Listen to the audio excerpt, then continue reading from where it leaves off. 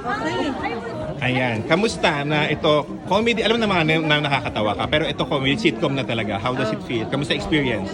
Masaya naman kasi parang katulad sa bahay talaga. It's really what it feels like at home. You see the banter, yung relationship at dynamics. Kasi syempre naman every family goes through certain problems in life and there's good and bad to it. So it's really something that I hope is very relatable to everyone who watches the show. Reaction mo sa sinabi ni Direk, makapal daw mukha mo. Ano yun, na-compliment? Ah, really? Compliments mo yan? Kasi pag masyado kang mayaan, wala kang mapupuntahan. Oo. But you're very great. Ano mo yun? Hilig ko ano po. Thank you. Thank you, Direk. Salamat to Direk. So ganun ka ba? Hindi ka ba yung nasa? Hindi mahihain? Minsan, depende. Kung gutom ako, mahiya ako. Hindi ka gutom. Malakas, I mean, laging ano yung appetite mo? Oo. Hindi ko alam bakit eh. Pero hindi ka naman naman. Kasi feeling ko, matangkad si Andres, diba? So lahat ng nutrients pupunta kay Andres. So matangkad siya ako bitin. So siguro lagi kong gutom. Pero hindi ka naman tumataba. Kasi I work out all the time. Mahilig ako with my parents. We always work out, spend time together at sports. Ever since growing up, I was very sports oriented. No particular food, ano? Lahat.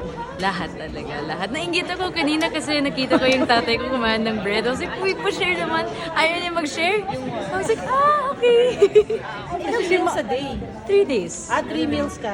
Opo, yung normal. Walang snacks, walang midnight snack. Depende. Depende kung gaano pa. Siguro pagod ako or if I wanna relax and watch a movie, syempre naman meron ng snacks. Of course, mas masaya yung experience, di ba? At night before going to sleep. Sa bahay niyo ba may snacks lagi? May sa bahay niyo laging may snacks ka? Oo, dami po. Masyadong too much, pero okay lang.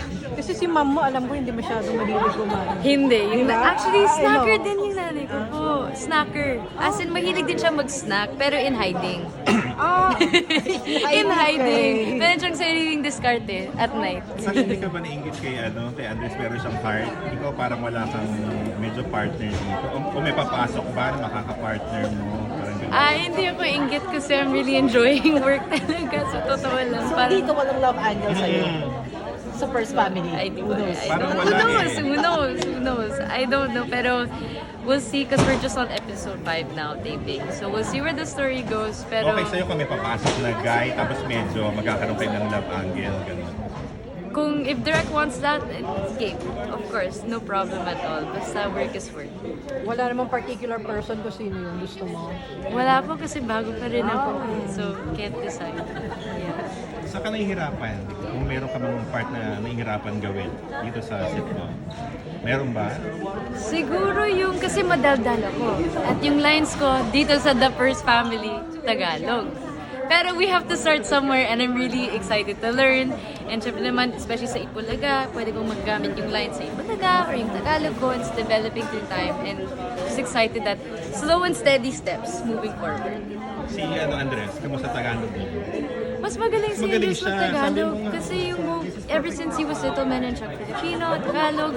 Pero he's doing a great job. And actually, I'm so proud kasi first time niya mag-act with all of us. Natural na natural si Andres. Super. Parang walang kaba. You mentioned then that you have to earn your own money.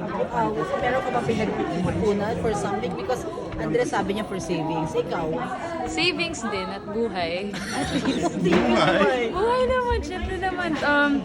Of course, we're working hard so that we can provide for ourselves. That's really the main goal, is to work so that we don't have, our parents can let go completely. And para just, we can fly. We can fly and we don't have to rely on them for anything because that's the last thing we'd want. Pagkatapos yung college, yung independent living, all the sacrifices they've made for 20 years. Syempre naman, it's our turn now to be the ones. Anong binili mo sa first paycheck mo? Ay, nag-order ko ng food. Oh? Opo, kasi mahal mag-order online sa abroad. As in, sobrang mahal pero dito mas okay. Food talaga. Yeah. For those who will watch First Family, ano ba yung gusto niyong message na i-relay sa family, sa relationships? Di ba kung ako yung audience, anong aabangan ko sa First Family? Yung dynamic ng families talaga, yung tunay na pamilya, yung there's a lot of love, there's a lot of laughter, and with every single hardship, there will always be someone smiling. That's all I can say muna. Pero I hope that the first family will make everyone laugh and it will take you guys away from whatever it is. Just as we are going through any problems we face as the first family. Tanong ko lang sa'yo kasi I asked Andres, yung balita kasi na parang he dated daw Raylene Alcantara. Yung parang ikaw, sabi niya parang ikaw yung nagpa-introduce sa kanila or what? Ikaw yung pakilala sa kanya. Si Kylie? Kylie? Oh yes, we're all friends. We're all friends. Talaga. So we all met, we've all known about each other kasi we all have common mutual friends like sila Lauren, sila Maggie. Pero hindi sila nag-date. Dito No, po. hindi po. Friends lang. O, pa-invite na sa first. Hey guys, I'm inviting you guys to watch The First Family sa TV5 every Sundays at 7:15 p.m. Thank you! Thank you!